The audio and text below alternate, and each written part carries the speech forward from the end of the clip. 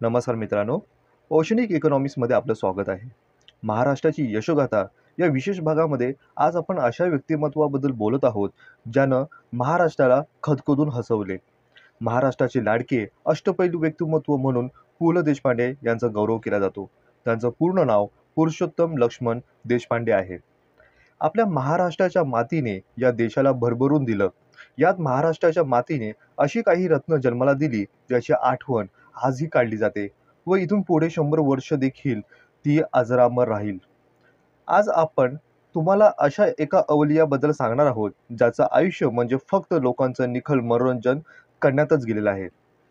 महाराष्ट्राचे लाडके असलेले, वक्तृत्वावर अखंड पकड असलेली, नाटककार, संगीतकार, उत्तम अभिनय करणारे, ज्याचं विनोदी वाङ्मय अवघ्या महाराष्ट्राला आजही खळखळून हसवायला लावतं, असे एकमेव अवलिया म्हणजेच आपल्या सर्वांचे लाडके भाई, ज्यांना पद्मभूषण त्यांना सन्मानित दिलेलं आहे.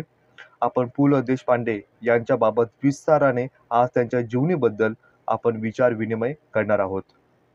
पु. ल. देशपांडे यांचा जन्म मुंबईतील गावदेवी या भागामध्ये गौंड सारस्वत ब्राह्मण कुटुंबामध्ये 8 नोव्हेंबर 1919 रोजी झालं. त्यांचे आजोबा वामन मंगेश दुभाषी हे एक कवी व साहित्याचे जाणकार असे व्यक्तिमत्व होते. त्यांचे बालपण जोगेश्वरी येथील सारस्वत कॉलनीत गेलेच, तसेच त्यांनी पार्ले टिळक विद्यालयामध्ये शालेय शिक्षण घेतले सुद्धा. त्यांनी मुंबईतील इस्माईल युसूफ कॉलेजमधून इंटर व सरकारी लॉ कॉलेजमधून LLB ची पदवी घेतली आणि कलेक्टर कचेरी व प्राप्तिकर विभागात त्यांनी काही काळ नोकरी सुद्धा केली. त्यावेळी ते पेट्रोल रेशनिंग ऑफिसमध्ये कारकून आणि ओरिएंटल हायस्कूलमध्ये शिक्षक म्हणून त्यांनी काम केले. पुण्याला आल्यानंतर त्यांनी फर्ग्युसन कॉलेजमधून BA आणि नंतर MA हे पदवी त्यांनी संपादित केली. फर्ग्युसन महाविद्यालयामध्ये असताना देशपांडे यांनी नाटकातून भूमिका कार्याला सुरुवात केली होती. 1937 पासून नभोवाणीवर पु. ल. देशपांडे यांच्या छोट्या मोठ्या नाटकात भाग घेऊन त्यांनी आपले कर्तृत्वाला सुरुवात केली होती. 1940च्या दशकामध्ये त्यांनी साहित्य क्षेत्रामध्ये पदार्पण केले. 1946 मध्ये त्यांनी सुनीताबाईंशी विवाह केला. 1947 मध्ये आणि 1954 या काळात त्यांनी चित्रपटांमध्ये आणि चित्रपटांसाठी काही काम सुद्धा केलेले दिसून येतात. देशपांडे यांनी संगीत दिले आणि चित्रपटातील गाणी देखील गायली. खरं तर आजोबांनी लिहून दिलेले आणि पु. ल. यांनी पाठ केलेले पहिले भाषण त्यांनी वयाच्या 5व्या वर्षी शाळेमध्ये हावभावासहित खणखणीत आवाजामध्ये म्हणून दाखवल्यामुळे त्यांना ही जोड मिळाली होती. 7 वर्ष अशी भाषणे केल्यानंतर वयाच्या 12व्या वर्षापासून पु. ल. देशपांडे यांनी स्वतःची भाषणे स्वतः लिहायला सुरुवात केली, तर इतरांनाही भाषणे आणि संवाद लिहून देण्यास सुरुवात केली. पु. ल. देशपांडे यांना घरातच खूप वाचन करायला मिळाले, तसेच रेडिओवरील संगीत ऐकायला सुद्धा मिळाले. त्यांच्या घरी संगीताच्या बैठकाही होत असत. अशात ते घरीच बाजाची पेटीही शिकले. वडिलांच्या मृत्यूनंतर ते संगीत आणि अन्य शिकवण्या सुद्धा करू लागले होते. 1955 मध्ये पु. ल. देशपांडे यांनी आकाशवाणीत नोकरीला सुद्धा ते लागले. आकाशवाणीसाठी त्यांनी अनेक श्रुतिका लिहिल्या आणि भाषणेही दिली. नंतर ते आकाशवाणीवर प्रमुख नाट्य निर्माता म्हणून पदावर ते स्थापित झाले. बदलीवर दिल्लीलाही गेले. 1958 मध्ये पु. लंना आकाशवाणीने युनेस्कोच्या शिष्यवृत्तीवर media of the mass communication या अभ्यासक्रमासाठी लंडनला सुद्धा BBC कडे पाठविले. 1959 मध्ये पु. ल. देशपांडे यांना भारतातील पहिले दूरचित्रवाणी कार्यक्रम निर्माता हा सुद्धा त्यांना हा बहुमान मिळाला. दिल्ली दूरदर्शनवर सुरू झालेले त्यावेळी पहिला कार्यक्रम पु. लंनी निर्मिला होताच. अभिरुची या मासिकातून 1943च्या सुमारास त्यांनी लेखन करावयास सुरुवात केली होती. त्यानंतर महत्त्वाच्या अन्य मराठी नियतकालिकातूनही त्यांनी लेखन प्रसिद्ध त्यांचे होऊ लागले होते. लेखनाच्या जोडीने त्यांची नाट्योपासनाची चालू होतीच. नाट्य क्षेत्रातील यशामुळे चित्रपट सृष्टीतील त्यांचा प्रवेश सुद्धा सुरू झाला होता. या क्षेत्रातील त्यांच्या बहुगुणी व्यक्तिमत्वाला अधिक अवसर मिळाला. पुढचे पाऊल म्हणजे महाराष्ट्रात गाजलेला तमाशा चित्रपटात त्यांनी नायकाची भूमिका यशस्वीपणे पार पाडली होती. गुलाचा गणपती हा त्यांचा प्रसिद्ध चित्रपटाचे कथा, संवाद लेखन, दिग्दर्शन, संगीत दिग्दर्शन आणि प्रमुख भूमिका एवढ्या जबाबदाऱ्या त्यांनी या महत्त्वाची भूमिका यातून निभावली होती. मार्मिक, सूक्ष्म, चोखंदळ आणि प्रसन्न विनोद हे सामान्यतः त्यांच्या साऱ्याच लेखनाचे एक महत्त्वपूर्ण वैशिष्ट्य मानले जाते. त्यांच्या कर्तृत्वातही हे गुण आढळून येतात. मराठीमध्ये श्रीपाद कृष्ण कोल्हटकरांपासून प्रल्हाद केशव अत्र्यापर्यंत चालत आलेली विनोदाची परंपरा देशपांड्यांनी पुढे नेली आणि ती अधिक समृद्ध सुद्धा केली. अभिरुची संपन्न, कलात्मक, आधुनिक बनवली होती. उपहास, उपरोध, विसंगती, वक्रोक्ती, श्लेष आदींचा उपयोग यासारख्याच कौशल्याने त्यांनी केले होते. तरी त्यांच्या विनोदामध्ये मर्मघातक डंख नसतो, कारण मानवी जीवनातील त्रुटीप्रमाणेच त्यातील कारुण्याची आणि विनोदाला जाण आहे. या हास्याच्या कल्लोलात ते अनुदा अश्रूने हळूवार स्पर्श करतात. हासू आसूंच्या या हृदयम रसायने त्यांच्या विनोदाला श्रेष्ठ दर्जा प्राप्त झालेला होता. यात संस्कृती सृष्टी इतकीच संस्कृतीच्या जपणुकीची ओढ आहे. देशपांड्यांनी विनोदी लेखनाची शैली ही चतुरस्त्र बहुढंगी आहे. प्राचीन महानुभाव गद्यापासून मर्ढेकरी शब्दकलेपर्यंत सारे ढंग त्यांनी सहजपणे आणि सुबकतेने आत्मसात केलेले दिसून येतात. पु ल देशपांडे यांनी 1961 नंतर नोकरी पेशाला कायमचा रामराम केला आणि विविध प्रकारचे नाट्यात्मक कार्यक्रम सादर करण्याकडे ते वळाले. बटाट्याची चाल आणि असामी असामी या 2 पुस्तकावर आधारलेले त्यांचे एकपात्री प्रयोग या संदर्भात विशेषतः उल्लेखनीय ठरतात. एकपात्री प्रयोगामध्ये एकाच व्यक्तीने अनेक पात्रांच्या भूमिका ठसठशीत असतात. देशपांड्यांच्या श्रेष्ठ अभिनयाचा गुण हा प्रत्यय त्यातून आलाच, परंतु अशा प्रकारचे कार्यक्रम प्रथम त्यांनी प्रतिष्ठित केलेले हे विशेष महत्त्वाचे दिसून येते. पु ल यांनी जपलेली सामाजिक ऋणांची भावना त्यांच्या लहान मोठ्या कृतीतून सहज दिसून येते. अनेक संस्थांना त्यांनी आर्थिक सहाय्य केलेले आहे. राष्ट्रीय आणि सांस्कृतिक उपक्रमाच्या कार्यक्रमांना पु ल देशपांडे यांचे प्रतिष्ठान स्थापन केले होते. ते 1965 मध्ये आपल्या कलागुणांवर मिळालेल्या संपत्तीचा एवढा मोठ्या प्रमाणावर सार्वजनिक कार्यक्रमासाठी विनियोग करणारा कलावंत हा वेगळाच. पुण्याच्या बालगंधर्व नाट्य मंदिरामध्ये उभारणीमध्ये त्यांचा सहभाग हा मोठा दिसून येतो. महाराष्ट्र राज्य साहित्य संस्कृती मंडळाचे ते सदस्य सुद्धा राहिले आणि राष्ट्रीय संगीत नाट्य अकादमीचे उपाध्यक्ष आणि साहित्य अकादमीचे सदस्य सुद्धा राहिले. भारत सरकारने 1966 मध्ये पद्मश्री देऊन त्यांचा गौरव केला. 1967 मध्ये त्यांना संगीत नाटक अकादमीचे पारितोषिक सुद्धा देण्यात आले. 1967 मध्ये नांदेड येथे भरलेल्या मराठी नाट्य संमेलनाचे अध्यक्ष होते. 1974 मध्ये इचलकरंजी येथे झालेल्या सुवर्ण महोत्सवी मराठी साहित्य संमेलनाच्या अध्यक्षपदाचा मान सुद्धा त्यांना मिळाला. 1947 पासून पु ल देशपांडे यांनी चित्रपटामध्ये काम करण्यास सुरुवात केली होती. अनेक गाण्यांना त्यांनी चाली लावल्या होत्या. त्यांना संगीतबद्ध केलं होतं. आजवर सर्व रसिक प्रेक्षकांना माहिती असलेला सब कुछ फूल म्हणून प्रसिद्ध असलेले गुलाचा गणपती हा चित्रपट देखील याच कालामध्ये प्रदर्शित झाला होता. या चित्रपटाला प्रेक्षकांनी भरभरून प्रतिसाद दिला. वंदे मातरम या 1948 साली आलेल्या चित्रपटामध्ये पु लंनी अष्टपैलू कामगिरी केली. देव बाप्पा या चित्रपटामध्ये पु ल देशपांडे यांनी प्रमुख भूमिका निभावली. या चित्रपटातील ग दि माडगूळकर यांनी रचलेले प्रसिद्ध बालगीत म्हणजेच नाच रे मोरा हे अजरामर झालेलं, ज्याला चालबद्ध स्वतः पु ल देशपांडे यांनीच केले होते. दूध भात, देव पावला, घरधनी, चोखा मेला, नवरा बायको, मोठी माणसं इत्यादी अनेक चित्रपटांचे लेखन, अभिनय, संगीत इत्यादींना त्यांनी उत्तम आपले कर्तृत्व दिले. नाटक आणि चित्रपटामधून ते आपला ठसा उमटवतच होते.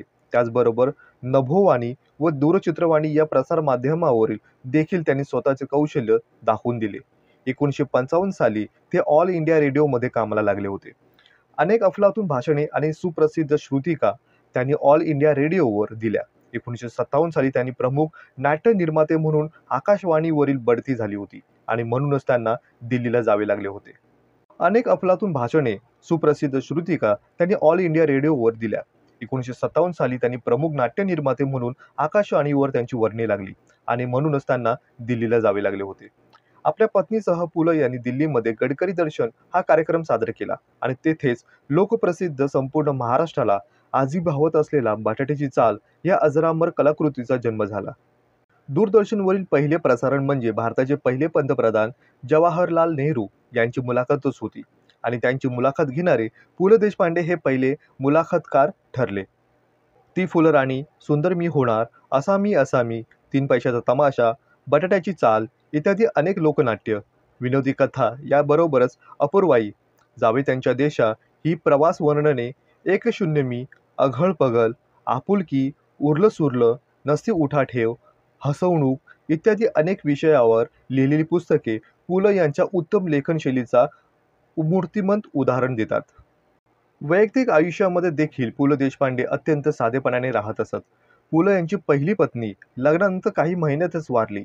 यानंतर पु लंनी 1946 मध्ये दुसरा विवाह सुनीता ठाकूर यांच्याशी केला. त्यांनी नंतर सुनीता देशपांडे म्हणून त्यांना बरेच प्रसिद्धी मिळाली. पु ल यांना त्यांच्या हजरजबाबीपणामुळे देखील ओळखलं जातं. जेव्हा संयुक्त महाराष्ट्राची चळवळ शिगेला पोहोचली होती, त्यावेळेस पु लंनी एक लेख लिहिला होता, ज्यामध्ये त्यांनी लिहिलं होतं की मुंबईसह संयुक्त महाराष्ट्र झालाच पाहिजे. यावर शंकरराव चव्हाण पु लंना बोलले होते की तुम्ही एवढा चा जोर का देत आहात. यावर पु ल यांनी उत्तर दिले होते की तुमच्या आडनावातील काढून टाकला तर काय राहील. यावर पु लंचा हजरजबाबीपणा बघून शंकरराव चव्हाण यांचा माघार त्यांना घ्यावी लागली होती. बाळासाहेब ठाकरे स्वतः पु लंना म्हणायचे की मी जर चित्रांचा व्यंगकार आहे तर पु ल देशपांडे हे शब्दांचे व्यंगकार आहेत. शाब्दिक भांडणांमध्ये पु लंचा हात कोणी धरू शकत नाही. वेळोवेळी प्रेक्षकांनी पु ल यांना कार्यांवर भरभरून प्रेम केले. त्यांच्या नाट्यप्रयोगाला लोक 3-3 तास रांगेत उभे राहून तिकीट खरेदी करण्यासाठी टांगत असत आणि त्यांच्या अनमोल कार्यांना मिळालेली ही खरी पोचपावती म्हणावी लागेल. पु ल देशपांडे यांना पद्मश्री सन्मान मिळाला. त्याचबरोबर महाराष्ट्र भूषण साहित्य अकादमी, महाराष्ट्र राज्य वाङ्मय पुरस्कार इत्यादी अनेक मोठमोठ्या पुरस्कारांना त्यांना सन्मानित करण्यात आलेले आहे. आपल्या लेखणीतून, नाटकातून, अभिनयातून, संगीतातून मायबाप रसिक प्रेक्षकांचे निव्वळ मनोरंजन करणारा हा अवलिया पुन्हा होणे शक्य नाही. पु ल देशपांडे यांचा विनोद हा आजपर्यंत मराठी वाचकांना परिचित असलेला विनोदी वाङ्मयांपेक्षा थोडा निराळा स्वरूपाचा, वेगळ्या जातीचा, धाडसीचा होता. हे मुद्दाम सांगावेसे वाटत असते. कोल्हटकर गडकरांपासून मराठी सुरू झालेली विनोदाची लेखनाची सुरुवात चि. जोशी यांच्यापासून परंपरा ही आचार्य अत्रे, दत्तू बांदेकरांपर्यंत सर्वांनी आपापल्या परीने अव्याहत चालू ठेवली होती. प्रत्येकाच्या लेखनशैलीतला थोडाफार फरक वाचकांच्या परिचयाचाच होता. अतिशयोक्ती आधारलेला कोल्हटकरांचा विनोद, कल्पनाजन्य चमत्काराकृती आधारलेला गडकरांचा कोठीबाजपणा, अत्र्यांचा विनोदातला काहीसा मिश्किलपणा, काहींचा खट्याळ स्वरूपाचा, अश्लीलतेकडे झुकलेला विनोद हा वाचकांना ठाऊक झालेलाच होता. पण उपरोक्त सर्व लेखकांच्या विनोदाहून पु ल देशपांडे यांच्या विनोदाचा बाज हा खूपच वेगळा आणि आवर्जून सांगायला हवा. म्हणजेच पु ल यांच्या विनोदामध्ये अतिशयोक्ती, उपहास, उपरोध, श्लेष, द्व्यर्थी, शब्दयोजना यासारख्या विनोदाचा प्रमुख अंगे नटलेले आहेत. पु ल देशपांडे यांच्या लेखनशैलीमध्ये मार्मिकता, जिव्हाळा, कलात्मक वृत्ती, सौंदर्यदृष्टी, कल्पकता, बहुश्रुतपणा या सर्व गुणांचा आपणास प्रत्यय येतोच येतो. याचाच अर्थ हे सारे गुण त्यांच्या व्यक्तिमत्वातून, शैलीतून आविर्भूत झालेले दिसून येतात. पु ल देशपांडे यांनी केवळ शैलीचा आग्रह धरला नाही, तर शैलीबरोबरच आशयाचे इमाम टाकल्याप्रमाणेच आपल्या लेखनासाठी धन्य होणार आहे याचा त्यांना भरवसाच होता. म्हणून प्रवासातले विविध अनुभव सांगायचे असोत किंवा मैफिलीचे वर्णन करायचे असोत, नाहीतर एखाद्या स्वभावविषयक शब्दांकित करायचे असो, ते मूळ विषयाचे अवधान कधीही सुटू देत नाहीत. दुडीवर दुडी ठेवून मोकळ्या हाताने चालणाऱ्या नामदेवांच्या दृष्टातला गजर स्त्रीचे कर्मकौशल्य यांच्या लेखणीतून धरलेच आहे. घार आकाशात कितीही उंच गेली तरी तिचे लक्ष घरट्यातल्या आपल्या पिलावर असतेच असते. म्हणून पु ल देशपांडे यांच्या प्रतिभातले ही घारीचा हा दृष्टिकोन पूर्णपणे आत्मसात करता आला आहे असे म्हणावेच लागेल. किंवा त्यांच्या आवडत्या विषयातले उदाहरण देऊन सांगायचे झाल्यास असे म्हणता येईल की मूळ षड्ज कायम ठेवून त्यांच्या अनुसंधानांचे सप्तस्वराचा तोफ गुंफण्याचे कसब त्यांच्या लेखणीला साधता आलेले आहे. शब्दांच्या चखबळ योजनेमुळे आणि त्यांच्या विचारांच्या या भावनांचा परिघोष करणाऱ्या लयकारी वाक्यरचनेने पु ल देशपांडे यांच्या लेखनात कसा रंग भरतात हे पाहण्यासारखे आहे. त्यातच समर्पक दृष्टांताची पखरण, तळापासून सुळकण पाण्याच्या पृष्ठभागावर उसळणारी मारणाऱ्या मासळीसारखी मध्येच डोकावणारी एखादी चमकदार कल्पना, कधी पोट धरून हसवायला लावणारा अवखळ तर कधी ओठांवर स्मितरेषा उमटविणारा सौम्य विनोद याची भर पडल्याने त्यांच्या भाषेला एक वेगळाच डौल प्राप्त होतो. विनोद हा त्यांच्या भात्यातला सर्वात प्रभावी आणि हुकमी बाण मानला जातो. पण एवढीच एक शक्ती त्यांच्याप्रमाणेच असे समजणे वस्तुस्थितीला धरून चालणार नाही. विनोदाच्या जोडीला करुण, वत्सल्य, शृंगार इत्यादी रसांच्या मोहनात्रांना हा म्हणता रसिकांना जिंकू शकतात. तुझे आहे तुझ्यापाशी, सुंदर मी होणार, भाग्यवान अशा नाट्यकृती वाचताना किंवा त्यांचे प्रयोग पाहताना पु ल देशपांडे यांच्या रसवतेचे आपणाला दर्शन घडते. तसेच त्यांच्या काही कथा आणि व्यक्तिचित्रणे या लेखन प्रसंगावरून सुद्धा विविध रसांची निष्पत्ती आणि परिपोष करणाऱ्या प्रतिभा सामर्थ्य याची कल्पना जरूरच येते. पु ल देशपांडे हे केवळ विनोदच निर्माण करू शकतात असा समज झालेला वाचकांचे किंवा प्रेक्षकांचे त्यांच्या प्रतिभेच्या इतर पैलूप्रमाणेच फारसे लक्ष जाऊ नये हा सर्वात मोठा विनोद म्हटला पाहिजे. ज्या जुन्या जमान्याच्या नाटकातील नायकाला नायिकेवर प्रेम करण्यापलीकडचे, खलनायकाला नायिकेचा किंवा नायकाचा छल करण्यापलीकडे आणि विनोदी पात्राला प्रेक्षकांच्या हसवण्यापलीकडे दुसरे काहीच करता येत नाही, असे विनोदी लेखकाला लोकांना हसवण्याखेरीज दुसरे काहीच करता येत नाही, अशी वाचकांची आणि प्रेक्षकांची समजूत झालेली असते. काय कुणास ठाऊक, या सर्व प्रसंगामुळेच तुका म्हणे आता हे आपले पहिले-वहिले नाटक रंगभूमीवर साप कोसळले, अशी पु ल देशपांडे यांना रास्त तक्रार करावीच लागली होती. पु ल देशपांडे यांच्या मातृश्रीने त्यांच्या संगीतातला छंद जोपासला. बालपण एक गला काढण्यासाठी असते असे मानणाऱ्या माऊलींपैकी त्या नव्हत्या. देवाची गाणी, अभंग, श्लोक, दिंड्या, साक्या इत्यादी रचना पुरुषोत्तमच्या तोंडातून ऐकताना त्यात गोडवा आणि सुरेलपणा असल्याची त्यांची खात्री होऊ लागली होती आणि मुलातल्या गाण्यातल्या अंगामुळे बालचे धरावे म्हणून त्या परंपराने प्रयत्न सुरूही केले होते. शालेय जगामध्ये पाऊल टाकल्यानंतर पु ल देशपांडे यांनी गायनी कलेला अधिक समज येऊ लागली होती. शालेय समारंभ, स्नेहसंमेलन, गणपती उत्सव इत्यादी धिटापणा आणि पदे दाखवून आपले वर्चस्व आपले कायम ठेवले. गायनाबरोबरच अभिनयाचीही त्यांना उपजत देणगी मिळाली असल्याने त्यांच्या अध्यापक वर्गाच्या ध्यानात येऊ चुकले. उत्सव संमेलनाच्या होणाऱ्या नाटकात ते त्यांच्याकडे लहान मोठ्या भूमिका सोपू लागले होते. जोगेश्वरीच्या प्राथमिक शाळेतून ते पार्ल्याच्या माध्यमिक शाळेत ते आले तेव्हा त्यांच्या ठिकठिकाणच्या आणखी 2 कलांचा तिथल्या शिक्षकांना परिचय आला होता. तो म्हणजे पहिलं म्हणजे नकला करणे आणि दुसरं उत्कृष्ट वक्तृत्व स्पर्धेमध्ये भाग घेणे. थोड्याशा तयारीमध्ये किंवा एकदा आयत्या वेळेला दिलेल्या विषयावर पु ल देशपांडे यांनी अस्खलितपणे भाषण करून श्रोत्यांना चकित करून सोडले होते. तसेच एखाद्या गायकाच्या गायकीचे बारकावे हुबेहूब कंठातून काढून ते दाखवणे आणि परिचित व्यक्तींच्या बोलण्या चालण्याची सही नकल करून ते उपस्थित व्यक्तींना त्यांना प्रशंसा करायला भाग पाडत असे. कॉलेजच्या वातावरणामध्ये त्यांना कलासक्तीचे चांगलेच गुण धरले होते. संगीत, अभिनय, नकला करणे, वक्तृत्व स्पर्धेमध्ये भाग घेणे विकासाला तिथे खूपच त्यांना वाव मिळाला. जोगेश्वरीच्या इस्माईल युसूफ कॉलेजच्या पहिल्या 2 वर्ष आणि सरकारी लॉ कॉलेजात त्यानंतरची 2 वर्ष अभ्यास करून ते उत्तम तऱ्हेने साऱ्या परीक्षा उत्तीर्ण झाले. हे खरे असले तरी पण त्या 4 वर्षाच्या कालावधीमध्ये ते खरं सांगायचं ते रेकॉर्ड ऑफ द राईट्स पेक्षा हिराबाईंच्या रेकॉर्ड्समध्ये आणि वादी-प्रतिवादीपेक्षा वादी-संवादीमध्येच त्यांचा जीव अधिक गुंतलेला होता. केस जिंकण्यापेक्षा मैफल जिंकण्याचे स्वप्न त्यांना अधिक भुरळ पाडीत होते. कोणते कलम कुठे लावायचे यापेक्षा कोणता स्वर कसा लावायचा याकडे त्यांचे सारे लक्ष लागलेले होते. त्यामुळे कॉलेजाबाहेर पडल्यानंतर आलिशाऐवजी रसिकांनीच त्यांना गराडा घातला होता. याच वेळी पु ल देशपांडे यांना आणखी एका शक्तीचा, त्यांच्या अंतर्गत असलेल्या शक्तीचा शोध लागला होता. आपल्या लेखणीला आकडे मानवत नसले तरी अक्षरांच्या सहवासात त्याला सोस आहे हे त्यांना समजले होते. टोपण नावाचा बुरखा घेऊन अभिरुची मासिकातून प्रथमच वाचकासमोर येताना लाजते, पुढे सरकते, फिरते अशी काहीशी त्यांची प्रतिभेची अवस्था झाली होती. पण सरावाने त्यांच्यातला आत्मविश्वास दणावू लागला होता आणि टोपण नावाचा बुरखा टाकून देऊन ती उज्ज्वल माध्यमाने रसिकांच्या पुढ्यात येऊन बसू उठू लागली होती.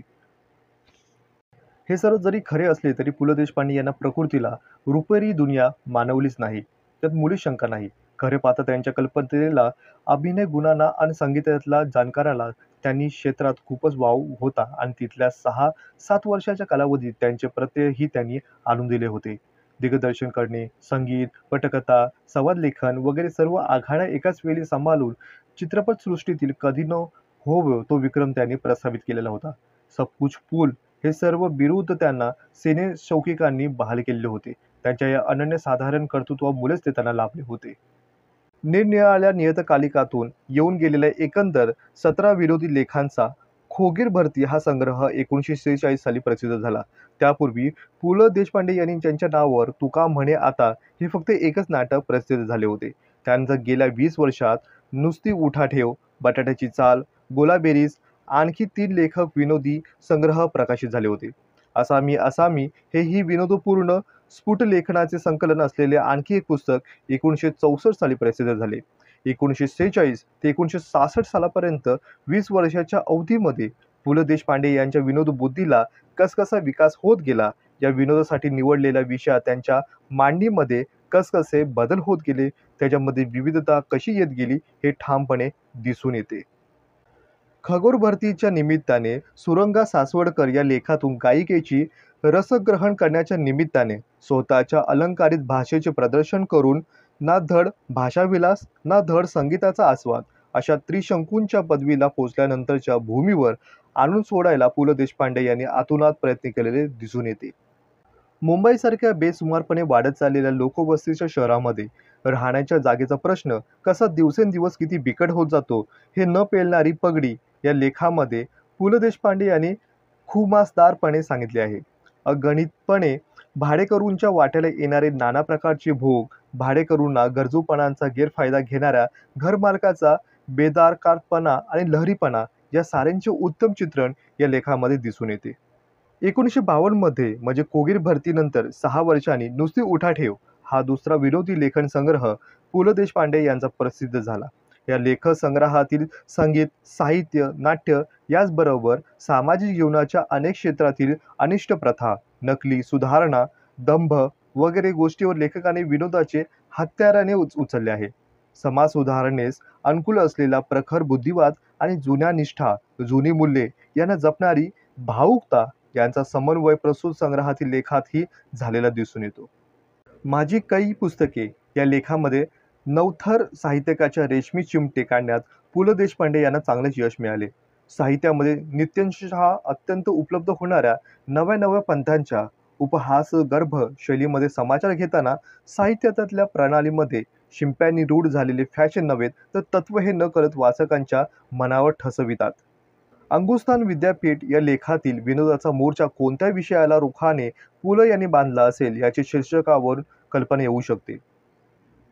शाब्दिक विनोद हा सामान्यतः स्वभावनिष्ठ अगर प्रसंगानिष्ठ विनोदापेक्षा निकृष्ट समजला जातो, पण अर्थाची ओढाताण होणार नाही अशा धोरणाने अत्यंत क्लिष्टता येणार नाही अशा बेताने शब्द चमत्कृती साधणारा विनोद केला तर त्याबद्दल कोणीच नापसंती दर्शविणार नाही. शाब्दिक विनोदाच्या बाबतीतही पु ल देशपांडे यांना औचित्य विवेक पाळता येतो म्हणून तो आनंददायक ठरतो. अंगुस्थान विद्यापीठ या लेखातून त्यांना या प्रकारच्या विनोदाची कितीतरी उदाहरणे दाखवून देता येतील. म्हैस ही या संग्रहातली पहिलीच गोष्ट प्रसंगनिष्ठ विनोदाने उत्कृष्ट उदाहरण म्हणून निर्देशिता येते. बसच्या धडक्याने म्हैस जखमी झाल्यानंतर तिचा पंचनामा करणारे हवालदार, फौजदार इत्यादी पोलीस खात्यातील मंडळी, अपघात पाहिल्याची साक्ष देण्यात सरसावणारे 1-2 गावकरी, अपघाताच्या प्रसंगातून आपापल्या दृष्टिकोनातून भाष्य करणारे एसटीतले उतारू या साऱ्यांचा स्वभावाचा भिन्न भिन्न तऱ्हेच्या त्यांच्यात वागण्या बोलण्यातून स्पष्ट करताना पु ल देशपांडे यांनी आपल्या सूक्ष्म अवलोकनाचा पुन्हा एकदा नव्याने प्रत्यय आणून दिला.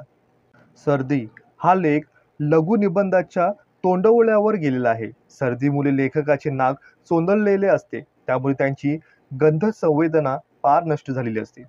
सुगंध, दुर्गंध यातला फरक त्याला जाणवत नाही. सुख दुःख, मान अपमान, हर्षामर्ष या पलीकडे गेलेल्या स्थितप्रज्ञाची अवस्था आपल्या नाकाला प्राप्त झालेल्या लेखकाला कळून येते, पण त्याची क्षणी त्या अवस्थेला काय तिटकारा वाटू लागतो हे त्यांनी स्पष्ट केलेले आहे. बटाट्याची चाल हा तिसरा लेखन संग्रह 1958 साली प्रकाशित झाला होता. विषयाच्या विविधतेवर आधारित मध्यमवर्गीयांच्या स्वभावाचे निरनिराळे नमुने चित्रित करून पु ल देशपांडे यांनी आपल्या उत्तरोत्तर विकसित होत जाणाऱ्या विनोदबुद्धीचा साक्ष पटवली आहे.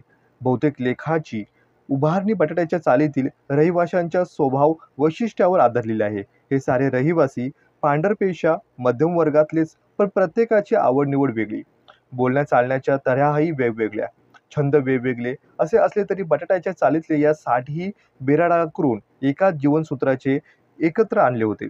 कारकुनी पेशातील बेताची आर्थिक परिस्थिती अशा क्षमतांना वाट्याला आलेली ही सारी कुटुंबे परिस्थितीच्या प्रवाहाबरोबर वाहत जात होती. लेखकाच्या भाषेत सांगायचे म्हणजे कुठल्या तरी हफिसासाठी जायचे आणि पेन्शनसाठी किंवा प्रोव्हिडंट फंडासाठी डोळे लावून दिवसांदिवस म्हातारे होत जायचे. यासाठी मोठी महत्त्वाकांक्षा कोणालाच परवडत नसते.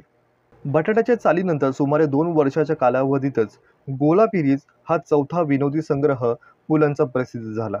यात एकंदर 13 लेख समाविष्ट करण्यात आले आहेत. या विषयातील विविधता जशी चटकन डोळ्यात भरते तशा विनोदाच्या विविध तऱ्हेंची वाचकाला लक्ष वेध करतात. विडंबन, व्याजोक्ती, कोटीबाजपणा, उपरोध हे सारे प्रकार इथे दृष्टीस पडतात. त्याचबरोबर त्यांची पातळी उंचावल्याची सुखद जाणीवही आपल्याला जाणवते. असा मी या पुस्तकाची प्रकृती बटाट्याच्या चालीसारखीच आहे. प्रस्तुत आत्मनिवेदन म्हणजे जुन्या संस्कृतीची भाष्य ठरते. असा काही टीकाकारांची व्यक्त केलेले अभिप्राय यथार्थ दिसून येतात. तुळशी वृंदावनापासून ते कॅटकच्या कुंडीपर्यंत कळत-नकळत काळाबरोबर वाहत गेलेल्या एका कारकुनाचे हे आत्मचरित्र प्रसिद्ध होते. असा खुद्द लेखकाने पुस्तकाच्या सुरुवातीस खुलासा केलेला दिसून येतो. एका व्यक्तीचे आत्मकथन या पुस्तकातील सर्व लेखकाचा केंद्रबिंदू असले मानले जाते. असे असल्यामुळेच बटाट्याच्या चालीची तुलनेत त्यात वैचित्र्याचा आढळ कमी प्रमाणात व्हावा हे स्वाभाविकच दिसून येते. तथापि पु. ल. देशपांडे यांनी आपल्या विनोद प्रत्युत्तर निवेदन शैलीप्रमाणेच त्यांच्या रंजकतेत उणीव येईल असे दिसून येत नाही. नव्या जगाशी जुळवून घेताना प्रस्तुत आत्मचरित्राच्या नायकाची जी त्रिधा ओढवते त्या पाहताना आपल्याला कधी हसू येते तर कधी त्याची कीवही येते. आपल्या स्वतःलाही त्याचे हसू येते. स्वतःच्या दुर्मिळतेपणाचे आणि उणिवाच्या हसण्या इतका मनाचा मोठेपणा त्यांच्या ठिकाणी दिसून येतो. पु. ल. देशपांडे यांच्या विनोदी लेखणीला कोणताही प्रसंग व्यक्तीचे हास्य निर्मितीसाठी चालू शकते. याचे कारण त्यांच्या ठिकाणची विनोदबुद्धी ही अभिजात आणि अस्सल ठरते. संपादकाच्या मागणीबरोबरच विनोदाच्या इटा पाडणाऱ्या आजकालच्या खंडीभर लेखकांनी त्यांची जातकुळी वेगळीच ठरते. म्हणूनच अगदी साधे क्षुल्लक विषयसुद्धा पु. ल. यांनी विनोदासाठी चालतात असे ठामपणे सांगून येतात. म्हणजेच विनोद निर्मितीच्या प्रक्रियेमध्ये प्राधान्य आहे ते विनोद बुद्धीला, विषयाला नव्हे. माझे खाद्य जीवन या लेखामध्ये पु. ल. देशपांडे यांनी आपल्या एका वेगळ्याच रसिकतेचा साक्षात्कार घडवून दिलेला दिसून येतो. पानात छापलेल्या साहित्या इतकाच पानावर वाढलेल्या पदार्थाचाही ते चवीने आस्वाद घेतात. लेखाच्या सुरुवातीपासूनच ते सांगून टाकतात की माणसाचा सारा इतिहास म्हणजे त्याच्या खाण्यांचा इतिहास सारा दिसून येतो. चराचर सृष्टी याचा अर्थार्थ मुळी कशावर तरी रचणारी सृष्टी असाच आहे. खाद्यपदार्थाच्या बाबतीमध्ये पु. ल. देशपांडे यांनी इतके बारकावे ठाऊक असलेले पाहिले म्हणजे त्यांच्या सूक्ष्म निरीक्षणातून कौतुकच वाटते. बिगरी ते मॅट्रिक या लेखातून पु. ल. देशपांडे यांनी स्वातंत्र्यपूर्व काळातील प्राथमिक आणि माध्यमिक शाळांतून दिसून येणारे चित्र हे रंगवलेले दिसून येतात. त्यांनी रंगवलेली शिवराल आणि मारकुटे दामले मास्तरांचे चित्र काहीसे अतिरंजित आणि अतिशयोक्तीपूर्ण वाटणारे असले तरी ते कपोलकल्पित मात्र म्हणता येणारच नाही. चाळीशी या लघुनिबंध व लेखातही पु. ल. देशपांडे यांनी स्वतःचा वाचलेला अनुभवलेला भूतकाळाचे चित्र रंगवित असतात. हरवलेले बालपण फिरून त्यांच्या डोळ्यासमोर तरळू लागते. या प्रत्येक आठवणी बोचणाऱ्या असून सुद्धा त्याबद्दल त्यांना एक वेगळा जिव्हाळा वाटू लागतो. प्रस्तुत लेखाचा शेवट पु. ल. देशपांडे यांनी जीवनातील एका हृदय तत्वज्ञानाने केलेला ते दिसून येते. खिल्ली हा पु. ल. देशपांडे यांचा 7वा विनोदी लेखन संग्रह. पूर्वीच्या लेखन संग्रहाप्रमाणेच याही संग्रहातल्या लेखाचे विषय विविध प्रकारचे असून पु. ल. देशपांडे यांच्या जीवनशैलीचे अनेक पैलू प्रकर्षाने प्रकट झालेले दिसून येतात. एकूण 17 लेखांपैकी 5-6 लेखाच्या आणीबाणीच्या काळातला राजकीय परिस्थितीचा संदर्भही घेतला आहे. अगल-पगल हा 8वा विनोदी लेखन संग्रह 1988 मध्ये प्रसिद्ध करण्यात आला.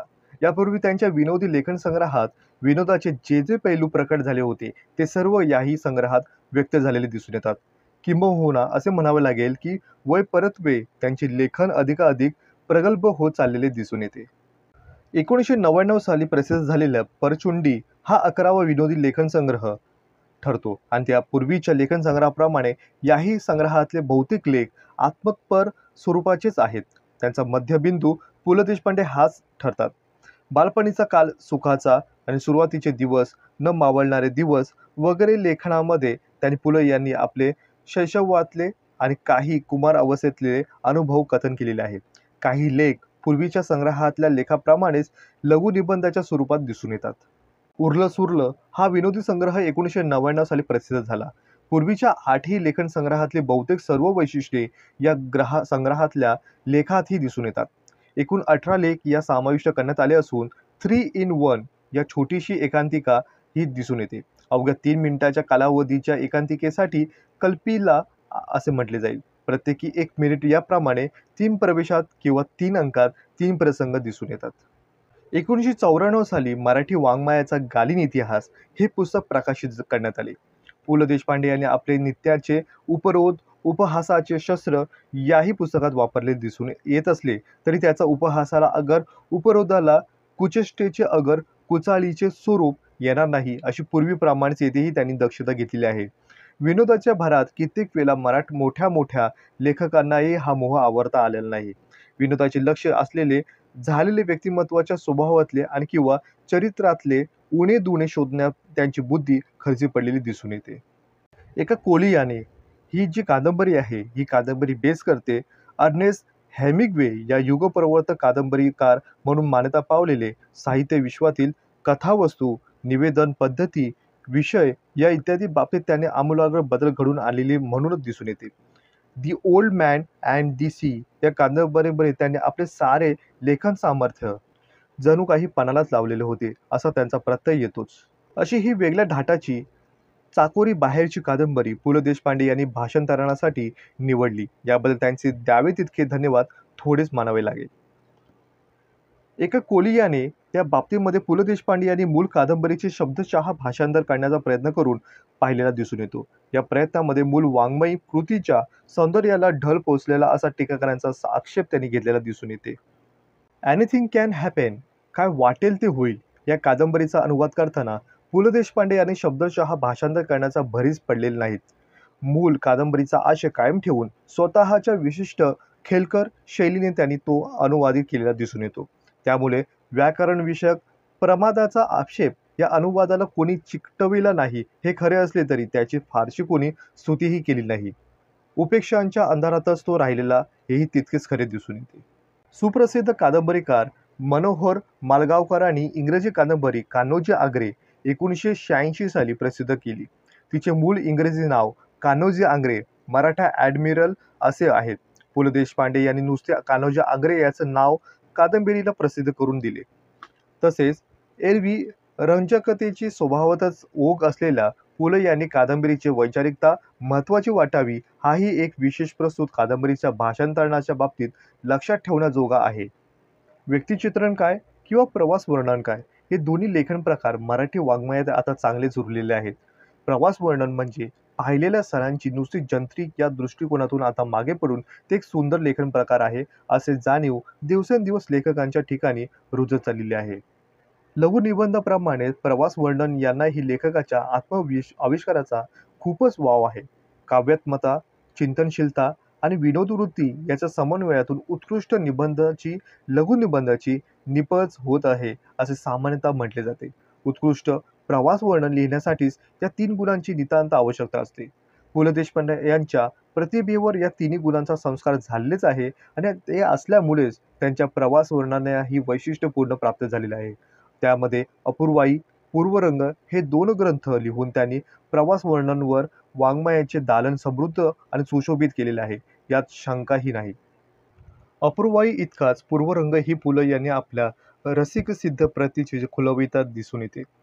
रूप, रसगंधवानी संवेदनाचा अपूर्वाई तितकाच तोच अभिजात, विलास आणि मानवतेचे दर्शन झाल्यापासून हरकून जाणारी ती संस्कृती, तीच वृत्ती, निसर्ग सौंदर्याच्या साक्षात्काराने वेडावून जाणारे तेच हळूवार कविहृदय, जीवनाच्या अफाट पसरणाऱ्यातून नेमके वैशिष्ट्यपूर्ण क्षण टिपणारा तो चोखंदळपणा, दैनिक व्यवहारात आणि विसंगतीकडून लक्ष वेधून घेणारा तोच मार्मिकपणा आणि मिश्किलपणा आणि जीवनातल्या जटिलतेचा अन्वयार्थ लावून पाहणारा तोच सापेक्षी अभ्यासू दृष्टिकोन या सर्वांचे प्रत्यय हे पूर्वरंग या आपणास मनोदय दर्शन घडून देते. अपूर्वाई आणि पूर्वरंग या 2 प्रवास वर्णनांच्या पुस्तकानंतर पु. ल. देशपांडे यांनी जावे त्यांच्या देशा हे तिसरे प्रवास वर्णन प्रस्तुत केले. प्रस्तुत पुस्तकाच्या प्रस्तावात देखील 2 शब्द जोडताना लेखकाने प्रवासामागची स्वतःची भूमिका, पदरात पडलेल्या अनुभवाचे आणि रंजनाचे 4 क्षण यासंबंधी प्रत्यक्ष मोकळेपणाने सांगून ठेवलेले आहे.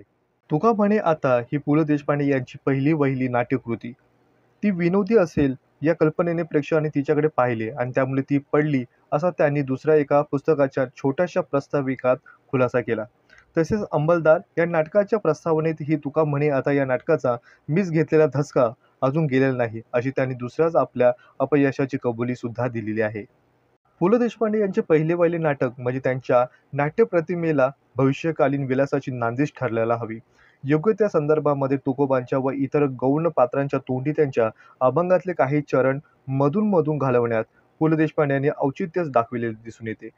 तसेच उपमादी अलंकाराचा माफक पण सखलदलपणे उपयोग करून भाषेला डौलही वाढविला दिसून येतो. अंमलदार ही पु ल देशपांडे यांची नाट्यकृती. तुका म्हणे आता या नाटकानंतर 4 वर्षाच्या कालावधीनंतर उलटल्यानंतर त्यांनी हे रूपांतर या नाटकाचे केले. रशियन नाटककार निकोलाय गोगोल यांच्या इन्स्पेक्टर जनरल या गाजलेल्या नाटकाचे डी.जे. कॅम्पबेल यांनी इंग्रजीत भाषांतर केले. त्यानंतर पुले यांनी मराठीत त्याचे अनुवाद केले. भाग्यवान भाग्यवान हे रंगभूमीवर असलेले पु ल देशपांडे यांचे तिसरे नाटक. मुंबई मराठी साहित्य संघाने 1953 साली नाटकाचा प्रथम प्रयोग करून दाखविला. मॉमच्या शेपी या नाटकावरून प्रस्तुत नाटकाची कल्पना आपल्याला सुचली असे पु ल देशपांडे यांनी नाटकाच्या प्रारंभी खुलासा केल्यावर दिसून येतो. एका अत्यंत चांगल्या कलाकृतीची आपल्या मनापटावर उमटलेली भावचित्रे आणि स्वतःवर आजवर झालेली अन्य संस्कार यांच्या मिश्रणातून नवीन कलाकृती निर्माण करण्याचा प्रयत्न असेही त्यांनी या भाग्यवानाच्या निमित्ताने दिसून येते. तुझे आहे तुझ्यापाशी हे पु ल देशपांडे यांचे चौथे नाटक. मुंबई मराठी साहित्य संघातर्फे 26 जानेवारी 1957 रोजी या नाटकाचा पहिला प्रयोग सादर करण्यात आला. इतिहासाचा अगर अन्य लेखकाच्या साहित्यकृतीचा अंधार घेता अगदी स्वतंत्रपणे पु ल देशपांडे यांनी लिहिलेले हे पहिलेच नाटक. नुसते क्रमानेच पहिले नव्हे तर गुणवत्तेच्या आणि दृष्टीनेही आतापर्यंतच्या तिन्ही नाटकांपर्यंत हे उज्ज्वल आणि असे इतके सुरस ठरलेले नाटक दिसून येते.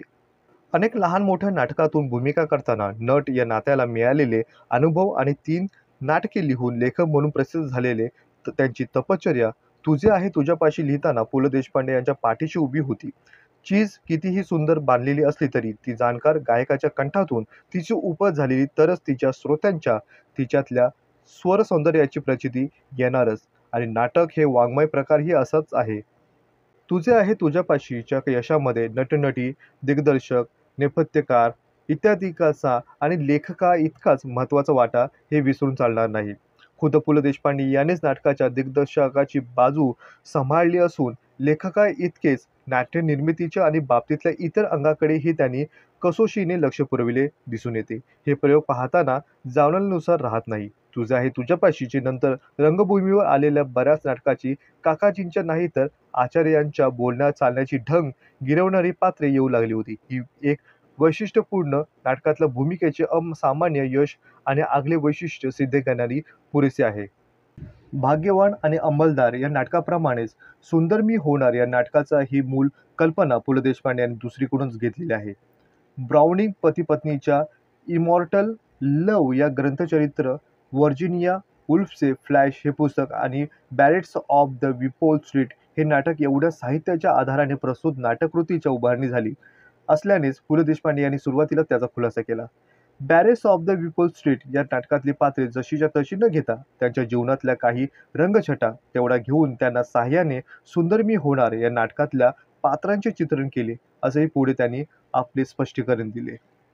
जॉर्ज बर्नार्ड शॉ यांच्या पेग्मिलियन या नाटकाचे पु ल देशपांडे यांनी स्वेर रूपांतर करणारी ती फुलराणी या नावाचे प्रकाशित केले. पहिली आवृत्ती याची 1994 साली प्रकाशित झाली. त्यानंतर बरोबर 3 वर्षांनी म्हणजे 1997 साली दुसरी याची आवृत्ती निघाली होती. पु ल देशपांडे यांनी छंद मराठीपुरताच मर्यादित नव्हता. या नाटकाचा पहिला प्रयोग हा 29 जानेवारी 1975 रोजी रंगभूमीवर सादर करण्यात आला होता. त्यानंतर जवळजवळ 20 वर्षांनंतर हे पुस्तकात रूपात प्रसिद्ध झाले होते. पु ल देशपांडे यांना अभिप्रेत असलेली भाषा आणि वैशिष्ट्ये विशिष्ट पात्रांच्या तोंडून दाखविताना पु ल देशपांडे यांचे रूपांतर कौशल्य दिसून येतात. वेल डेन डिझर्ट या रशियन लेखकाने लिहिलेल्या लास्ट अपॉइंटमेंट या नाटकाचे पु ल देशपांडे यांनी रूपांतर 1984 मध्ये प्रसिद्ध केले आणि त्यापूर्वी 1988 मध्ये म्हणजे 5 नोव्हेंबरला या नाटकाचा पहिला प्रयोग रंगभूमीवर सादर करण्यात आला होता. जनतेला अंतर्भूत होऊन विचार करायला लावणाऱ्या नाटकाचा उद्देश उदात्त स्वरूपाचा असला तरी दुर्दैवाने हे सर्वसामान्य मराठी रूपांतर प्रेक्षकांना रुचलेले नाही. विनोदी लेख, एकांकिका, नाटक, प्रवास वर्णन, कादंबरी इत्यादी वाङ्मय प्रकार यशस्वीरित्या हाताळल्यानंतर पु ल देशपांडे यांनी व्यक्तिचित्रणाकडेही मोठ्या प्रमाणात आस्थेने लक्ष पुरविले आणि काही काल्पनिक काही खऱ्या व्यक्तिरेखा चितारून या लेखन प्रकाराचे दालन समृद्ध पु ल देशपांडे यांनी केले. पु ल देशपांडे यांनी व्यक्ती आणि वल्ली आणि गणगोत या 2 ग्रंथांमध्ये समाविष्ट केलेल्या व्यक्तिरेखा आजपर्यंत मराठी प्रकाशित झालेल्या व्यक्तिचित्रणाकडून सर्वस्वी वेगवेगळ्या नसल्या तरी गुणवत्तेच्या दृष्टीने सर्वात सरस आहेत हे म्हटल्यास अतिशयोक्ती होणार नाही. वाचकांनी पु ल देशपांडे यांच्या व्यक्ती आणि वल्ली या पुस्तकाला भरघोस प्रमाणात प्रतिसाद दिला. तो काही प्रकाशाच्या कृतीमुळे, जाहिरातबाजीमुळे किंवा अन्य कोणत्याही बाह्य कारणामुळे नव्हे. पुस्तकातील वाङ्मयी गुणांचा निर्वाळा त्यांना मनोगत पटला म्हणूनच इतक्या मोठ्या प्रमाणात या पुस्तकाचे स्वागत करण्यात आले होते, हे कोणीही नाकारता येणारच नाही. पूर्वी पु ल देशपांडे यांनी अभिरुची मासिकातून टोपण नावाने विनोदी लेख आणि एकांकिका लिहिण्यास सुरुवात केली होती. त्याचवेळी मधून ते छोटी छोटी व्यक्तिचित्रणेही प्रसिद्ध करत होते. ज्याप्रमाणे भैया नागपूरकर, अण्णा वडगावकर वगैरे व्यक्तिरेखा त्याचप्रमाणे प्रसिद्ध झालेल्या आहेत.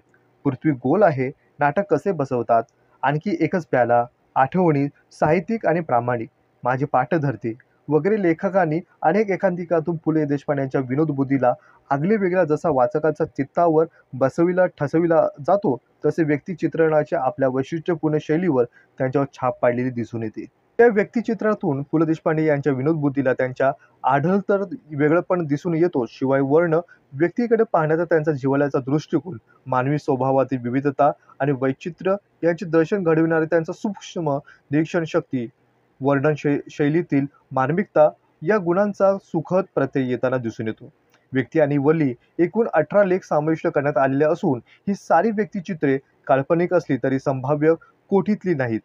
वास्तवतेचा आधार घेऊनच म्हणून प्रस्तुत पुस्तकाला जोडलेल्या छोट्याशा प्रस्ताविकेमध्ये पु ल देशपांडे यांनी व्यक्ती आणि वल्ली म्हटल्याप्रमाणे तर त्यांना त्या व्यक्ती भेटलेल्या आहेतच, म्हटल्या तर नाही सुद्धा, असं मार्मिक खुलासाही केली आहे. ललित वाङ्मयातील असल्या प्रकारचे प्रश्न संभवू नयेत असे त्यांना या संदर्भामध्ये वाटते. त्यांना फार मोठा अर्थ लाभलेला दिसून येतो. पु ल देशपांडे यांच्या व्यक्ती आणि वल्ली तील चित्रणे पाहून आपल्याला असे वाटते की ती अवास्तव तर नाहीतच, उलट अशी माणसे आपल्यालाही आपल्या आयुष्यात कधीतरी भेटली पाहिजेत, असं आपल्या मनावर नेहमी आपली साक्ष, आपल्याला ग्वाही आपलं मन देत असतं. अवतीभोवतीच्या जगामध्ये पु ल देशपांडे यांना ज्या ज्या व्यक्तींचं काही विशेष गुण आढळले, काही अविस्मरणीय स्वभावधर्म दिसून आले, त्यातले काही निवडक असे नमुने या ग्रंथातून त्यांनी सादर केलेले आहेत. हे नमुने निरनिराळ्या थरातले आहेत, तसे निरनिराळ्या क्षेत्रातले आहेत. प्रत्येकाच्या आवडीनिवडी ह्या वेगवेगळ्या, तसेच त्यांच्या झालेले संस्कारही वेगवेगळे आहेत. कलावंत, साहित्यिक, समाजसेवक, शिक्षक, परीट अशी विभिन्न क्षेत्रातील माणसे तुम्हाला भेटतील आणि सापडतील सुद्धा. तशी कसलाच व्यवसाय अगर छंद नसलेली अंतू बर्व्यासारखी प्रापंचिक माणसंही आढळून येतील.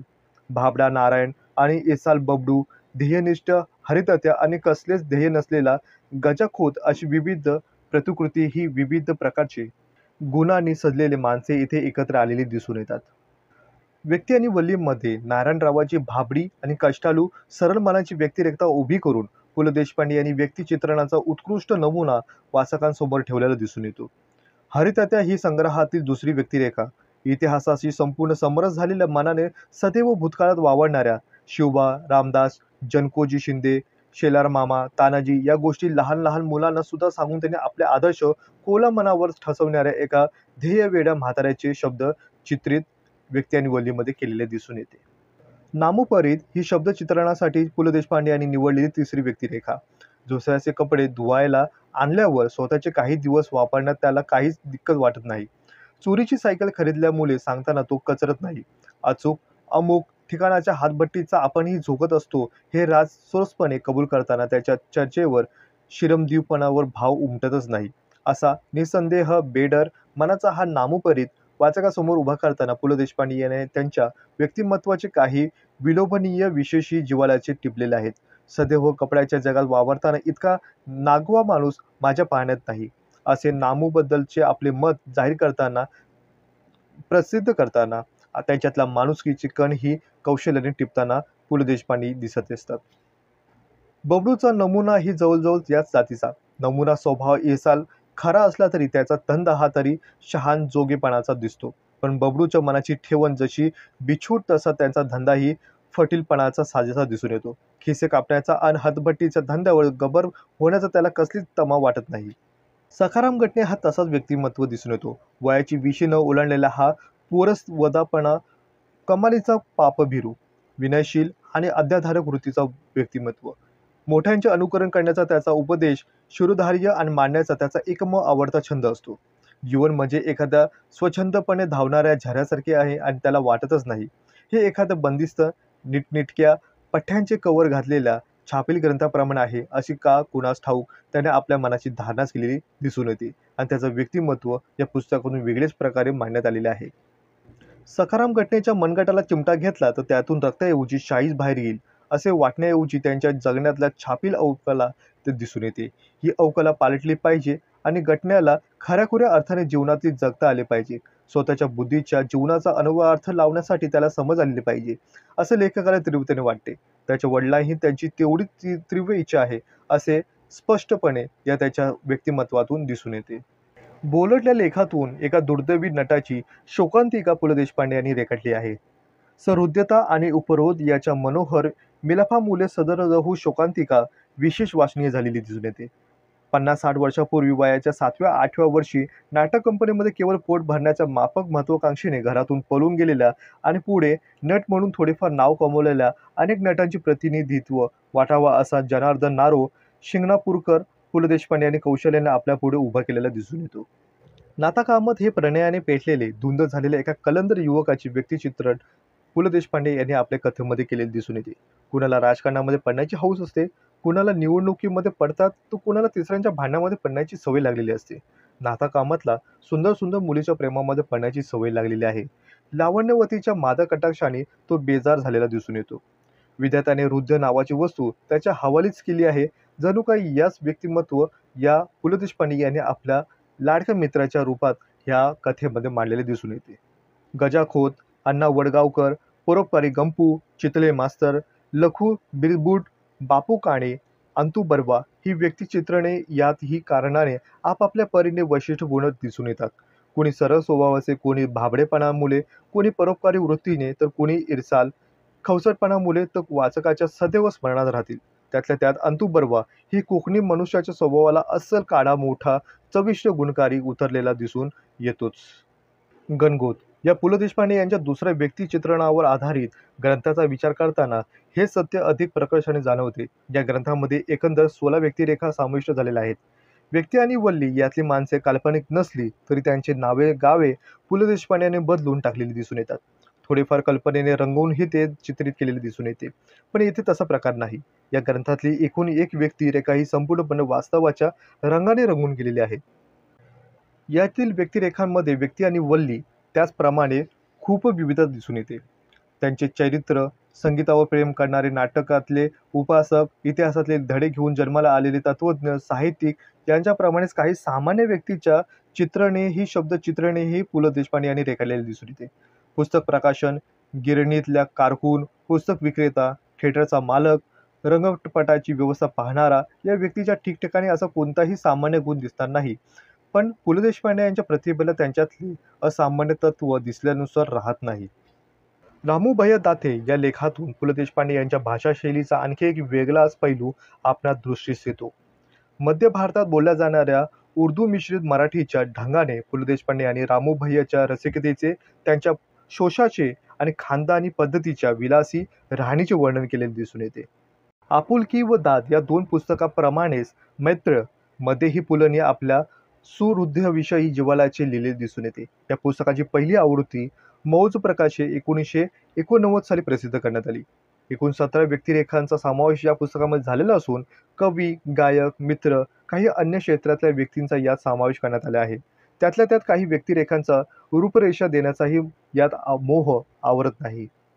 पु ल देशपांडे अशा यशस्वी लेखकांपैकी एक आहेत की ज्यांनी राष्ट्रीय सेवा दलासाठी त्यांनी दिलेल्या पुढारी पाहिजे लोकनाटकाचा 5 आवृत्त्या अल्पावधीत प्रकाशित केल्या होत्या. त्यातून त्यांच्या लोकप्रियतेची आणि यशस्वीतेची सहज कल्पना येते. यापूर्वी त्यांनी काही वर्षाआधी आजचा वग लिहून अशा प्रकारच्या लेखन प्रकाराचा त्यांनी श्री गणेशा गिरवला होता. हे फारच थोड्या लोकांना ठाऊक असेल. 3 पैशाचा तमाशा हे पु ल देशपांडे यांचे तिसरे लोकनाट्य मानले जाते. त्यांच्या इतर 3-4 कृतीप्रमाणेच हे नाटकसुद्धा स्वतंत्र नाही. सुप्रसिद्ध जर्मन नाटककार ब्रेश्टच्या 3 पेनी ऑपेरा या नाटक लोकस्वरूपी स्वर, अनुवाद आणि किंबहुना रूपांतर करण्यात येताना म्हटले जाईल. नाटकाची मूळ कल्पना, विषय आणि काही निवडक प्रसंग आधारलेला घेऊन पु ल देशपांडे यांनी सदरहू नाट्यकृतीची उभारणी केलेली दिसून येते. आतापर्यंतच्या बालवाङ्मयातील मूळतील अशा 3च कलाकृती पु ल देशपांडे यांनी प्रसिद्ध केलेल्या आहेत. त्यापैकी 1956 साली वयम मोठम खोटम हे छोटेसे प्रहसन नभोवाणी सप्ताहात पुणे केंद्रातील 2 शेपीत करण्यात आलेले दिसून येते. आतापर्यंतच्या या प्रहसनाच्या 3 आवृत्त्याही निघाल्या आहेत. यावरून त्यांच्या लोकप्रियतेची थोडीशी कल्पना जरूर आपणास येते. बालकांच्या अंतरंगामध्ये पु ल देशपांडे यांची वृत्ती कशा विरघळून जातात, कशा एक प्रकारे एकरूप होऊन जातात याचा लहान मुलांचे बोलणे, चालणे, तऱ्हेवाईक हावभाव, त्यांच्यातली धिटाई, बुजरेपणा, विसंगती या साऱ्या मोठ्या बारकाईने त्यांनी टिपून आपल्या लेखनाचे दर्शन त्यांनी घडवून दिलेले आहेत. गणगोतमधील छोट्या दिनेशची त्यांनी रेखाटलेली व्यक्तिरेखा म्हणजे अशा प्रकारच्या त्यांच्या लिखाणावरच्या सुवर्णकलश असे म्हणावं लागेल. नवे गोकुळ हे दुसरे बालनाट्य 1958 साली प्रथम मुंबई निभोवाणीवरूनच ध्वनिक्षेपित करण्यात आलेले आणि त्याच वर्षी प्रकाशितही करण्यात आले. वयम मोठम खोटम हे प्रहसन केवळ मनोरंजनाचे उद्दिष्ट समोर ठेवूनच पु. ल. देशपांडे यांनी लिहिलेले होते. नवे गोकुळ करमणूक करतेच शिवाय ते बोधपरही देते. पुढारी पाहिजे या नाटकात लोकशिक्षणाचा उद्देश लेखकांनी आपल्यासमोर ठेवलेला दिसून येतोच, तसाच काहींचा या छोट्या नाटुकल्यांचा विषयही त्यांनी हाताळलेला दिसून येतो. टेलिफोनचा जन्म हा बाल वाङ्मयातील मोडणारी पु. ल. देशपांडे यांची तिसरी वाङ्मयीन कृती. श्रुतिका प्रथम इंग्रजीतून व्हॉइस ऑफ अमेरिका नभोवाणी केंद्रावरून सादर करण्यात आलेली होती. टेलिफोनचा शोध लावणाऱ्या अलेक्झांडर ग्राहम बेलचा जीवनकार्याची या श्रुतीतून थोडक्यात ओळख करून देण्यात आलेली आहे. मानवी जीवनातील क्रांती करून सोडणारा हा शोध लावताना त्याच्या जनकाला प्रथम कोणकोणते अडथळे आले, त्यातून त्याने आपला मार्ग कसा काढला, कोणी कोणी त्याला विरोध केला, या संशोधनाची कुचेष्टा करून त्याला निरुत्साही करण्याचा खटोपा कसा केला गेला, पण त्यालाही बेलने कशी दाद दिली नाही, या साऱ्या गोष्टींचा सांसद इतिहास संबोधपणे पु. ल. देशपांडे यांनी श्रुतिका लोकांपर्यंत कथन केलेला दिसूनच येतो. गांधीजी हे छोटेसे पुस्तक बालवाङ्मयातील गणले गेले असले तरी यापूर्वी पुलंची बालवाङ्मयातील गणल्या गेलेल्या पुस्तकांसारखेच रंजक प्रदान नाही. काहींना गंभीर प्रवृत्तीचे बापूजी छोटेखानी चरित्र दिसून येते. महाराष्ट्र राज्य पुस्तक मंडळाने 1970 मध्ये प्रसिद्ध हे केले होते. त्यानंतर 1994 मध्ये त्याची दुसरी आवृत्ती काढण्यात आलेली होती. पुणे विद्यापीठाच्या रवींद्रनाथ टागोर व्याख्यानमालेमध्ये पु. ल. देशपांडे यांनी 1980च्या 28, 29 फेब्रुवारी आणि 1 मार्च या दिवशी 3 व्याख्याने दिली. त्यातली ती पुस्तकारूपाने श्री विद्या प्रकाशन या संस्थेने 1981 साली प्रसिद्ध केली. त्यानंतर या पुस्तकाच्या 3 आवृत्त्या प्रसिद्ध करण्यात आल्या. 3 व्याख्यानांपैकी प्रत्येक दिवशीला व्याख्यानाचा विषय वेगवेगळा होता. पहिला विषय रवींद्रनाथ टागोर यांची रंगभूमी, दुसऱ्याचा विषय रवींद्रनाथ टागोर यांची शाळा आणि तिसरा विषय म्हणजे रवींद्रनाथ टागोर आणि मी असा एक होता. 10 मी या लेखामध्ये 2001 साली पु. ल. देशपांडे यांच्या निधनानंतर प्रकाशित करण्यात आले होते. एकूण 20 लेख यात समाविष्ट केले असले तरी वैचारिक स्वरूपाच्या लेखकाचा हा संग्रह असला तरी यातही पु. ल. देशपांडे यांची नित्याची खेळकर प्रवाही निवेदनशैली त्यांच्यापासून कुठेही दूर गेलेली दिसत नाही. त्यामुळे त्यांच्या इतर लेखकाप्रमाणेच याही पुस्तकाची वाचकता अबाधित राहिलेली दिसून येते. कुठेही ती खंडित झालेली दिसून येत नाही.